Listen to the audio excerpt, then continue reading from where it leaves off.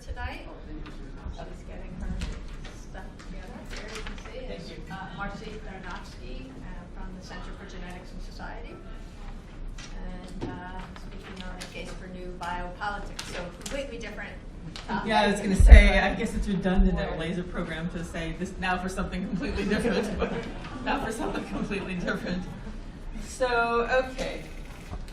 I'm going to start by telling you a little bit about what the Center for Genetics and Society is, to give you some context for the kinds of things I'm going to talk about. We're a public interest organization. We're based in Berkeley. We're not connected with UC Berkeley, however. We are looking at the social implications of human genetic and assisted reproductive technologies and want to look at those, some very new and emerging, some applications of these technologies that have been around for some decades, but looking at them through a lens of social justice, human rights, the public interest, questions of equality and inequality.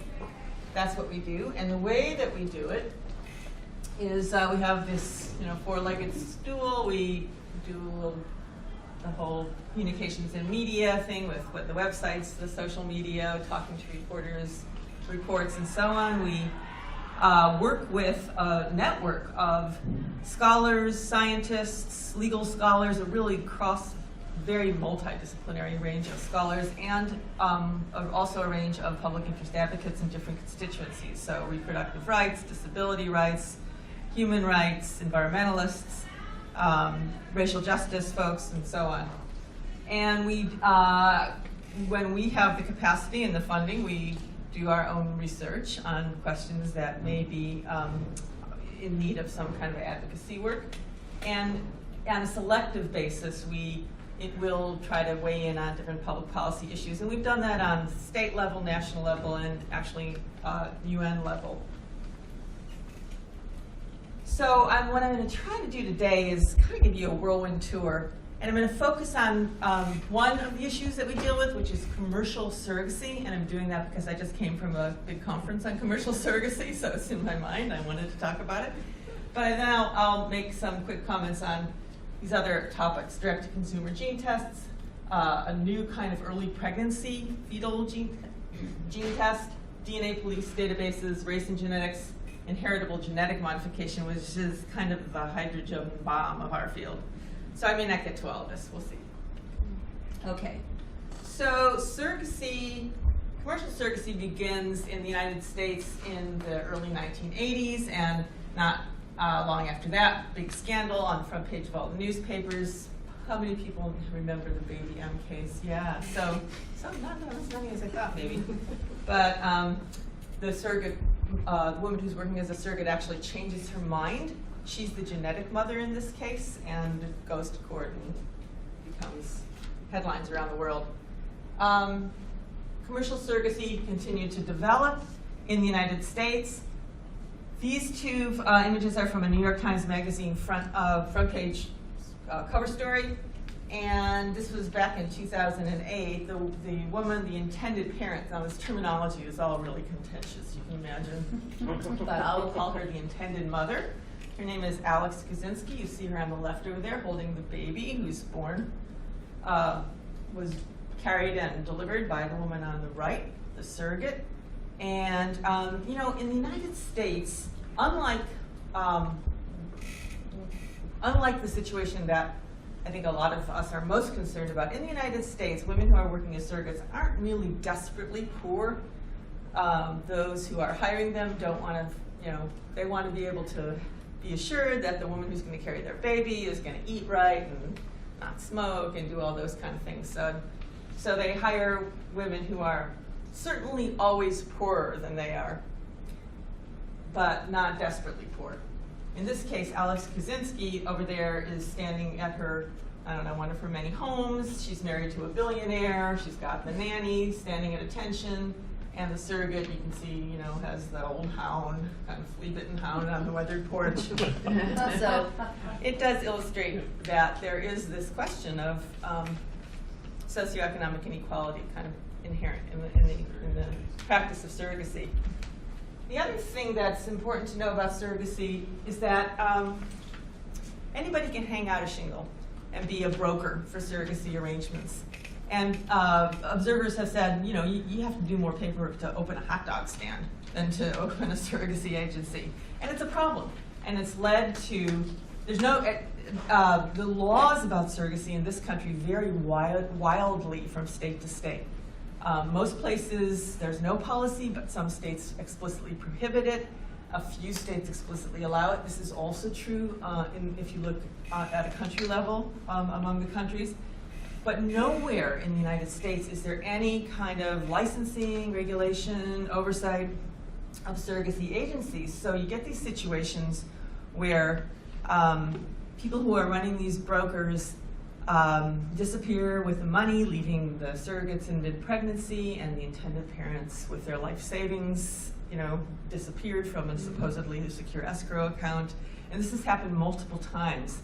And one of the really disturbing things is it happens even with people who are very prominent in the field, who are sitting on all the committees, and they're writing books, and they're appearing in the media. So on the left here is Teresa Erickson, very prominent surrogacy attorney. And a couple of years ago, she got busted by the FBI for running what the FBI called a baby selling ring. And what she was doing was sending young women who would work as surrogates over to the Ukraine, where the doctors weren't asking any questions, and they were being impregnated with anonymous sperm and embryos created from anonymous sperm and egg donors.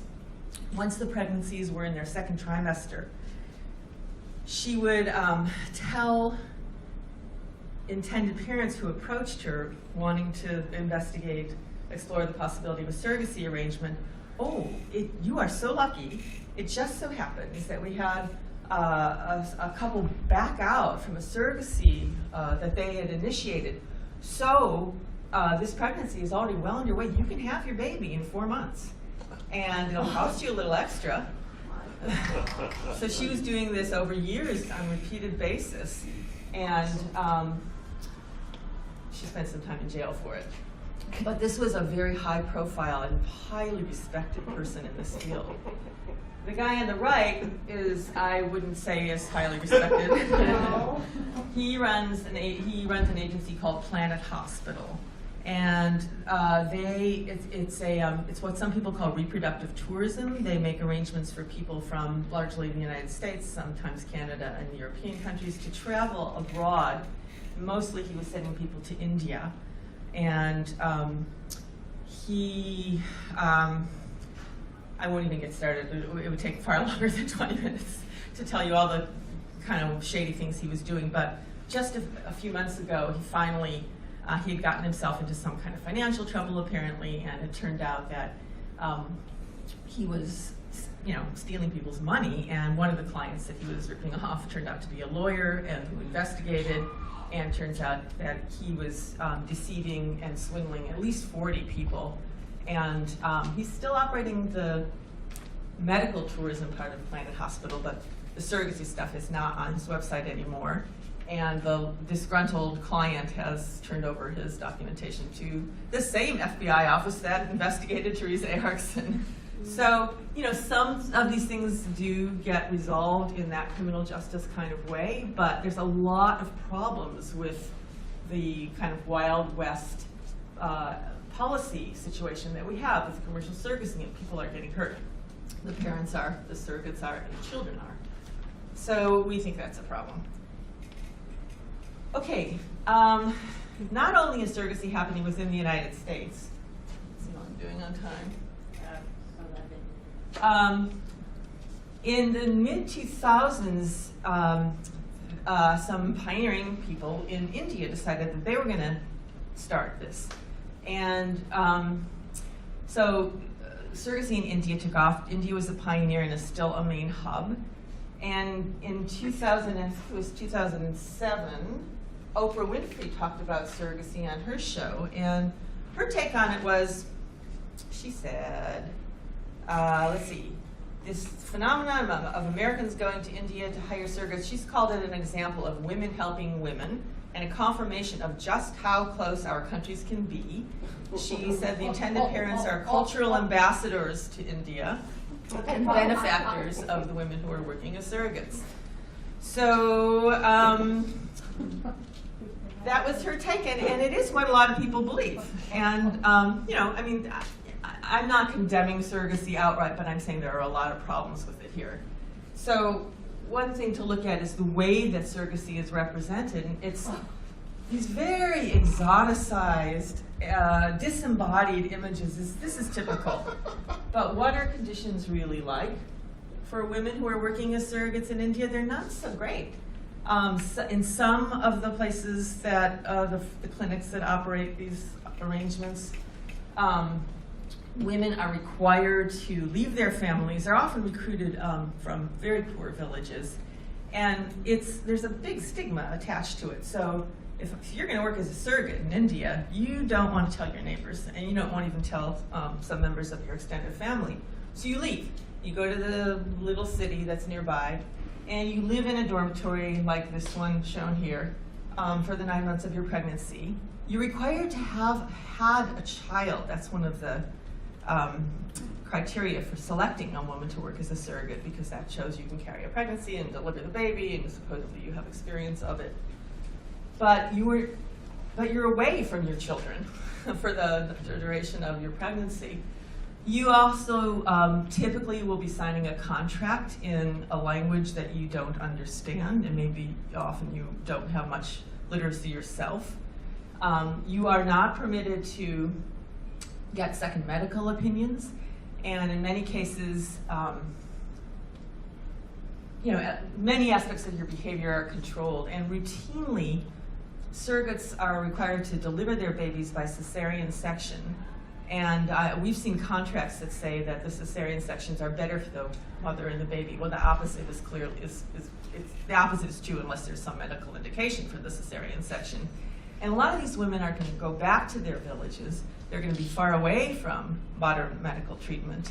They're going to have subsequent pregnancies of their own, and they're going to have to deliver in the absence of modern medical care a vaginal birth after a cesarean. It's not a joke, and you know, it's a disaster waiting to happen if it hasn't already, and we just don't know about it.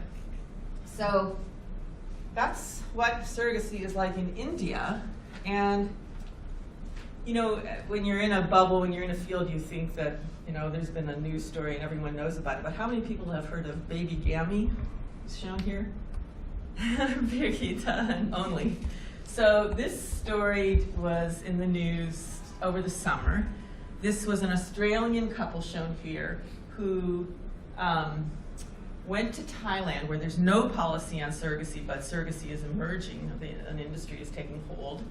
And turns out that their surrogate, shown here, was pregnant with twins. And late in the pregnancy, they learned that one of the babies had Down syndrome. So they wanted her to abort that child. She said her religious beliefs, she's Buddhist, her religious beliefs didn't permit it. So the babies were born, and the Australian couple went to Thailand. They took home the girl and left the baby boy with Down syndrome. They abandoned the baby boy with Down syndrome, left him with the surrogate who adopted him. And this came to the attention of the news media because the baby needed heart surgery, which many Down syndrome kids do. And someone heard about it and put her on Kickstarter or one of those platforms and raised a bunch of money for the baby to have the industry. Well, so the news story took off, and then the journalists investigated and found out that this man shown here, the father, in the 80s and 90s was convicted of a string of sex offenses against children, girls as young as, I think, was 7 years old. So, you know, this is kind of shady stuff, and it's not like there are many, many situations of surrogacy that, you know, end with people feeling satisfied, happy, but there are too many stories like this. In Thailand, the authorities started getting uneasy, and people heard about this. Then it came out a few weeks after this story that there's a 24-year-old Japanese businessman who has had at least 16 babies over the last couple of years with Thai surrogates, and he says, oh, I just wanted a big family. That's being investigated. So there's story after story like this. And what it points to, from our point of view, is the need for some kind of policy, some kind of rules of the road. And indeed, there's a entity called the Hague Conference on Private International Law, which private international law means disputes that arise between people or between people and businesses, not state-to-state stuff. And they have promulgated, is the word, different conventions, including a very famous one in the mid-90s on inter-country adoption, also an area where there's been lots of problems and abuses.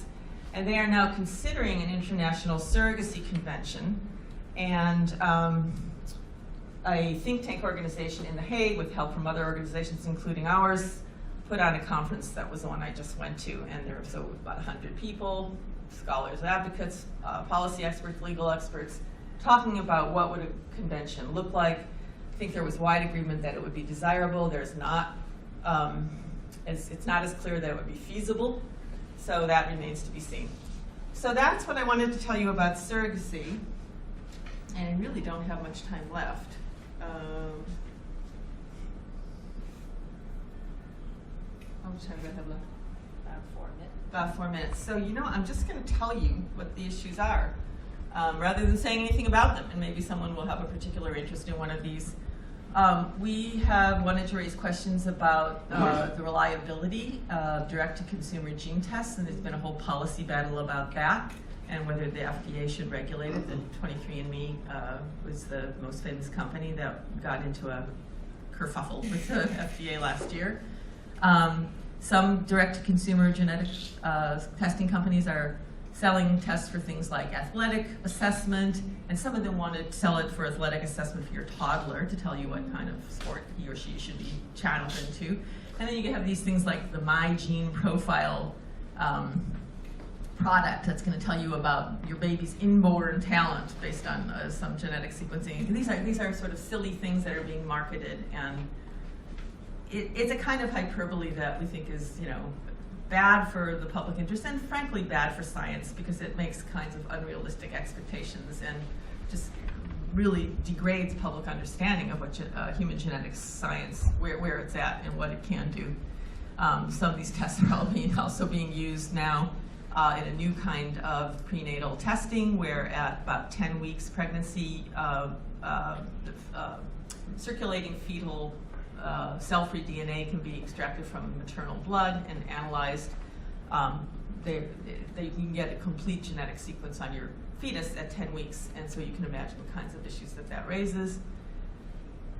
All these issues, all these technologies are kind of like dual use in a sense when you analyze them through a social justice and public interest lens.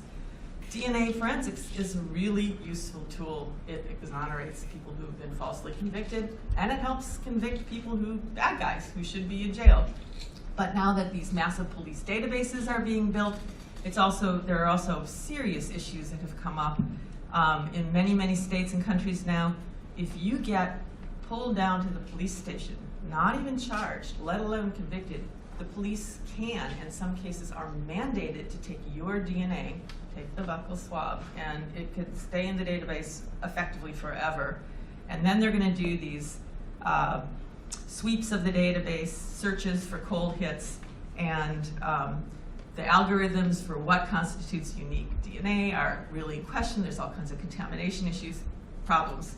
And then I mentioned inheritable genetic modifications. This is the sort of designer baby scenario that the movie Gattaca portrayed.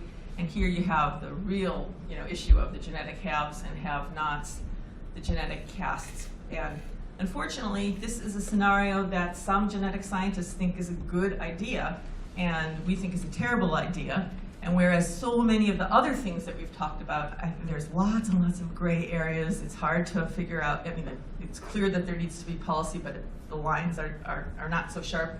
Here, in our opinion, the line is sharp, that genetic changes that we would pass down to future generations should be off the table. And in fact, there are already more than 40 countries that have codified that assumption into law, but the United States has not. And it's a live issue, with some figures, geneticists, synthetic biologists, making, I think, reckless and sometimes just media-seeking statements about how wouldn't it be great if we could have our children be smaller in size to reduce our carbon footprint, or, lots of things like that. So we think we need, for all the reasons I've described and many more I haven't had a chance to talk about, a new biopolitics that would address all of these issues. And that's what we're trying to do. And got, I'm going to skip that slide. And we've got lots of stuff on our website that you can look at. And some of it you'll probably agree with, and some of it you'll probably disagree with. But I think this is the kind of conversation we need. So.